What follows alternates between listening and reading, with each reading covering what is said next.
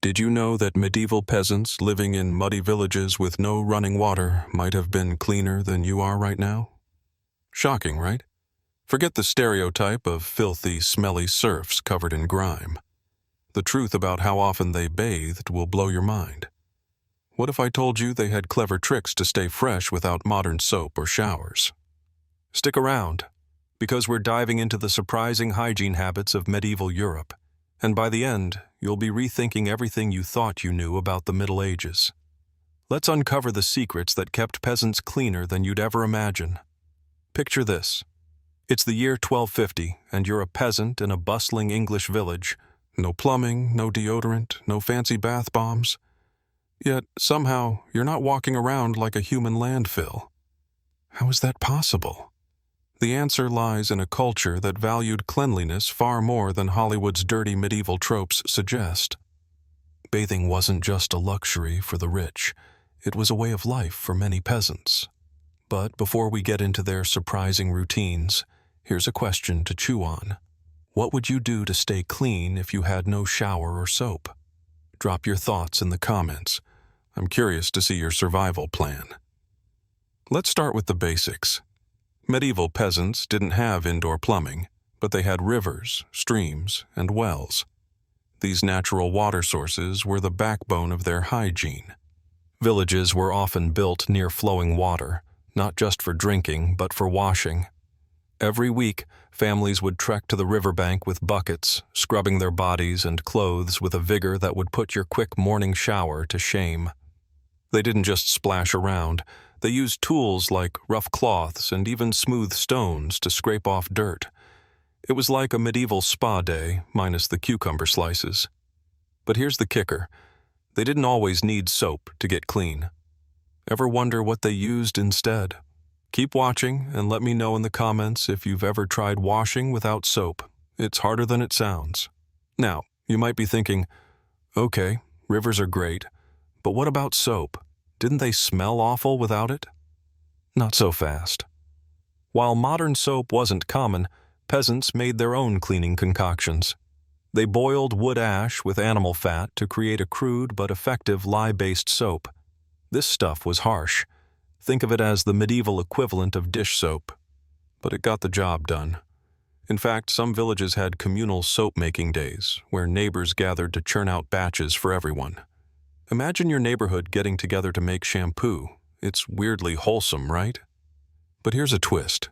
Wealthier peasants even added herbs like lavender or rosemary to their soap for a fresh scent. Bet you didn't expect medieval peasants to be out here smelling like a botanical garden. Have you ever made your own soap or tried a DIY hygiene hack? Share your story below. I'm all ears. Let's pivot to another surprising fact. Bathing wasn't just about getting clean. It was a social event. Villages often had public bathhouses, especially in larger towns across England, France, and Germany. These weren't the fancy Roman-style baths of the elite. They were rustic wooden structures where peasants could soak in warm water for a small fee. Think of it as the medieval version of a community pool. Families, friends, and even strangers would gather, scrub down, and swap gossip. It was like a medieval sauna with a side of small talk. Some bathhouses even offered heated stones or herbal infusions to make the experience more luxurious. Crazy to think peasants were chilling in hot tubs while we assume they were caked in mud, right? If you could time travel to a medieval bathhouse, would you jump in or run away? Drop your answer in the comments. Let's see who's brave enough. But wait, how often did they actually bathe? Brace yourself. Many peasants bathed weekly and some even daily. That's right, daily. Church records and household accounts from the 13th and 14th centuries show that regular washing was a priority, especially before Sunday Mass. The church played a big role here, preaching that cleanliness was next to godliness. Peasants took this seriously, scrubbing up to avoid spiritual and social shame.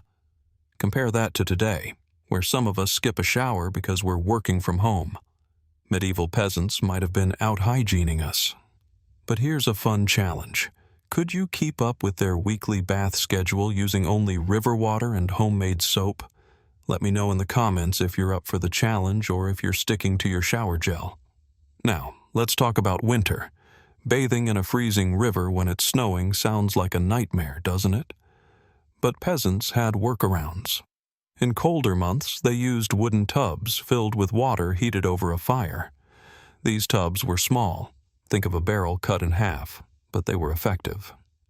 Families would take turns bathing in the same water, starting with the cleanest person, usually the kids, to keep things efficient.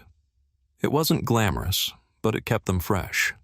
Some households even built stew houses, small rooms with a fire pit to warm water and create a cozy bathing space.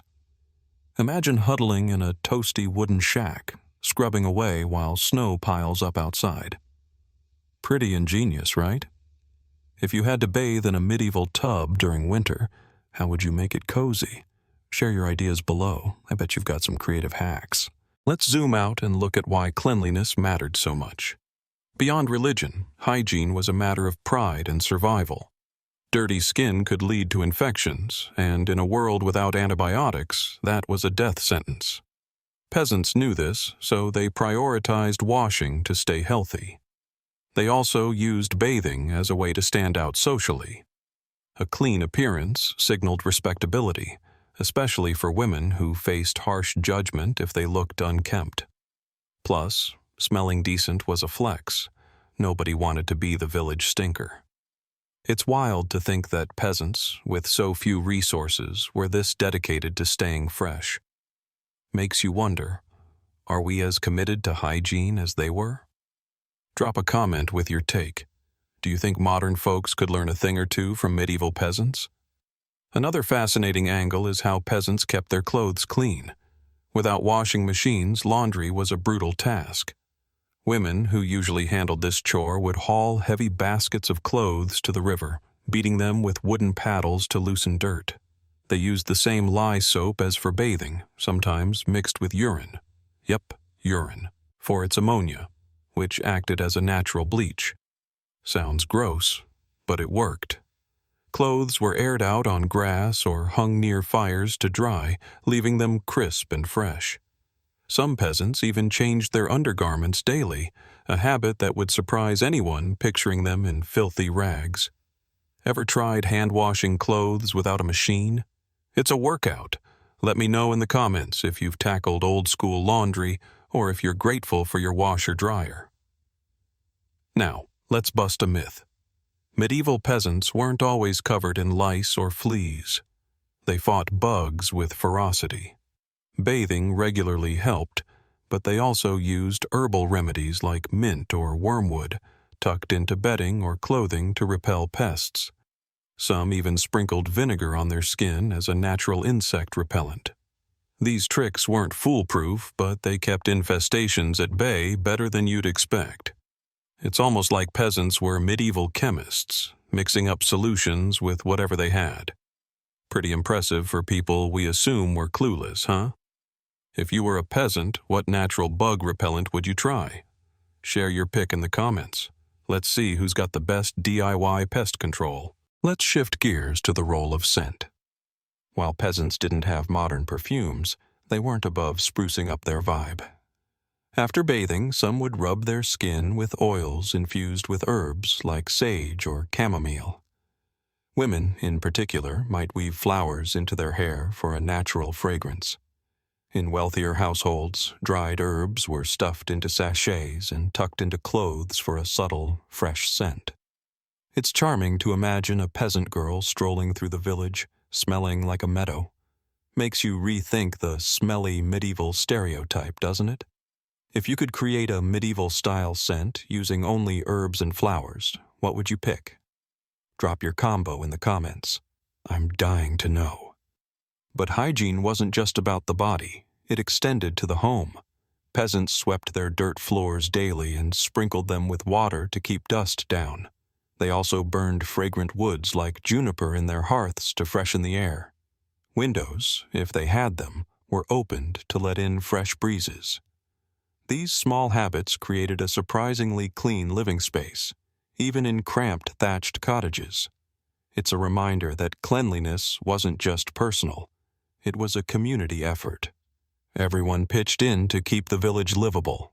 Ever tried a natural home cleaning trick like using vinegar or herbs? Share your go-to method in the comments. Let's swap some eco-friendly ideas. Now, let's address the elephant in the room. Didn't some people still stink? Sure, not every peasant was a hygiene superstar.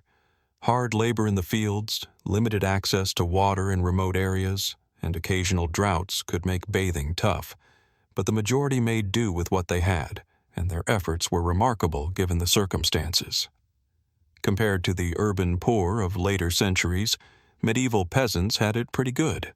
Fresh air, open spaces, and a culture that valued cleanliness.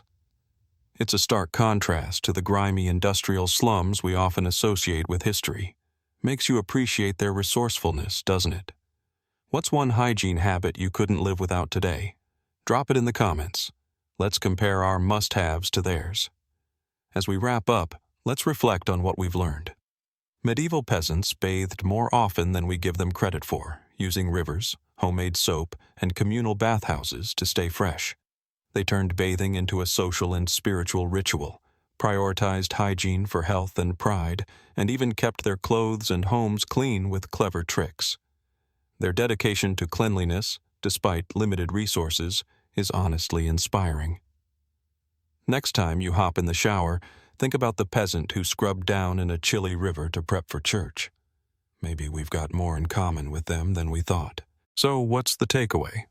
Cleanliness isn't just about tools, it's about mindset.